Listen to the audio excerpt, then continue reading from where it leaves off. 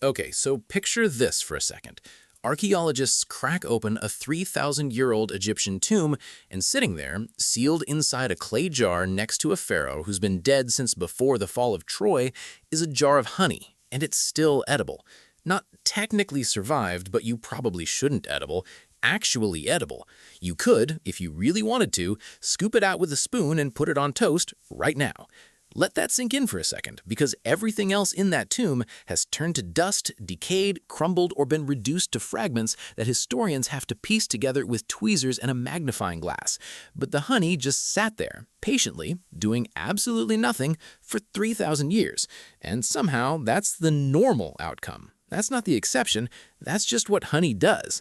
And this isn't even the oldest example we found, because back in 2003, archaeologists working in the country of Georgia, way over in the Caucasus region, pulled honey residue out of clay vessels buried in ancient tombs that dated back an almost unbelievable 5,500 years, meaning that honey was sitting in the ground since before the pyramids at Giza were even built, and it was still chemically recognizable as honey. There's no other food on planet Earth that can pull that off, and today we're gonna figure out exactly why. Because trust me, once you understand the chemistry behind this stuff, you're gonna look at that plastic honey bear in your pantry completely differently. So let's start with the obvious question everybody asks the second they hear this fact. How? How does a food, a literal food, something that should rot, mold, ferment, or turn into some kind of biological horror show over the span of thousands of years, just not? The answer starts with the bees themselves. And honestly, bees are running a chemistry lab that would put most human laboratories to shame. When a bee collects nectar from a flower, that nectar is mostly water, sitting somewhere around 70 to 80% water content. And if you left that nectar sitting around in that state, yeah, it would spoil fast. Bacteria and mold would have an absolute field day with it. But the bee doesn't just carry that nectar back to the hive and dump it into a cell and call it a day. Inside the bee's body, an enzyme called invertase gets mixed into the nectar, and this enzyme starts breaking down the complex sugars into simpler ones, glucose and fructose.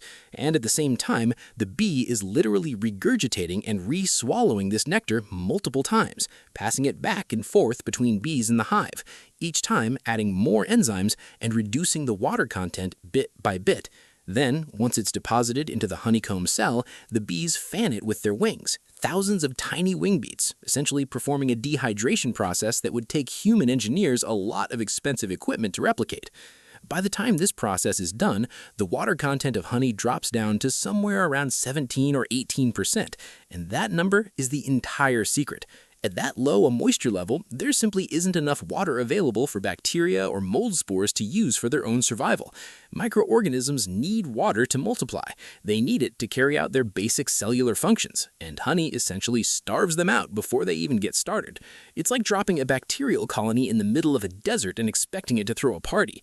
But that's only half the story, because low moisture alone wouldn't be enough to explain thousands of years of shelf stability. The second piece of this puzzle is acidity. Honey typically sits at a pH somewhere between 3.2 and 4.5, which puts it firmly in acidic territory, comparable to something like a mild vinegar, and most harmful bacteria simply cannot survive or reproduce in an environment that acidic.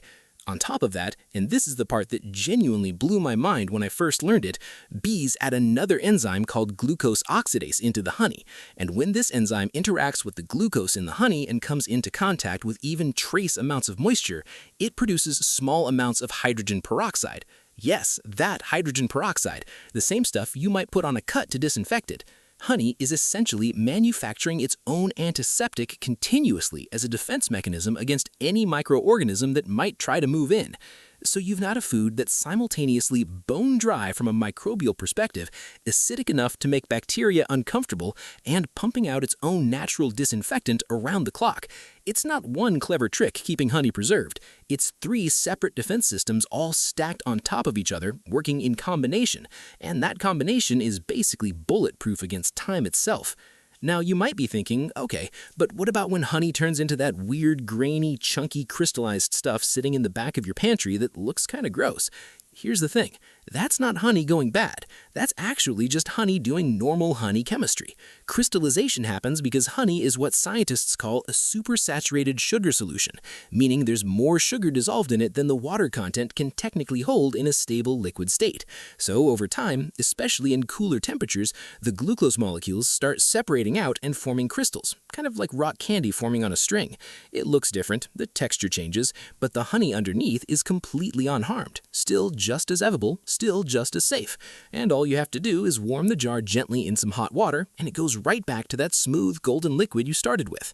People throw away perfectly good honey all the time thinking it's spoiled, when really it's just going through a totally natural, totally harmless phase change. Now here's where the story gets even more interesting. Because humans figured out that honey was special way before we had the first clue why. And once ancient civilizations realized this stuff basically never went bad, they built entire cultural, religious, and economic systems around it. In ancient Egypt, honey wasn't just food. It was treated as something almost sacred, and archaeologists have found it in tombs specifically because Egyptians believed it would nourish the dead in the afterlife, which, given what we now know about its shelf life, was honestly a pretty solid bet on their part. Egyptian medical papyri, some of them dating back over 3,500 years, list honey as an ingredient in hundreds of different remedies, everything from treating wounds and burns to soothing sore throats. And modern science has actually come back around and validated a lot of this. Honey really does have antibacterial properties that make it effective for wound care, which is wild considering the ancient Egyptians figured this out through pure trial and observation. No microscopes, no germ theory, nothing. They just noticed it worked and kept using it. Meanwhile, over in ancient Greece, honey took on this almost mythological status. The Greeks associated it with the gods, calling it to food the gods, ambrosia, believed to be what kept the Olympian deities immortal, which, when you think about it, honey being linked to eternal life makes a strange kind of poetic sense given it basically defies decay itself. Greek athletes ate honey before competitions, believing it gave them strength and endurance, and honey was used to pay tributes, sweeten offerings to the gods, and was so valuable that some city-states used it almost like a form of currency for trade and taxation. The Greek physician Hippocrates, the guy modern medicine still names its ethical oath after, prescribed honey for pretty much everything. Fevers, wounds, digestive issues, you name it. Over in Rome, honey became a symbol of wealth and status. Roman recipes called for it constantly, and Roman soldiers reportedly carried it with them on military campaigns, both as a food source and as a way to treat injuries out in the field where medical supplies were limited. And it wasn't just the Mediterranean world obsessing over this stuff. Ancient Chinese texts reference honey's use in traditional medicine going back thousands of years. Ayurvedic medicine in India incorporated honey as one of its core healing substances. And across the ancient Middle East, honey was mentioned repeatedly in religious texts as a symbol of abundance, prosperity, and divine favor. Over in Africa, honey hunting became its own incredible tradition, and one of the strangest partnerships in nature actually formed around it. In parts of East Africa, tribes like the Hadza people developed a working relationship with a wild bird called the honey guide. And this bird, true to its name, would actually lead human honey hunters directly to wild beehives, chattering and flying ahead in short bursts to guide them, because the bird wanted access to the leftover wax and larvae after the humans harvested the honey, meaning humans and a wild bird species developed an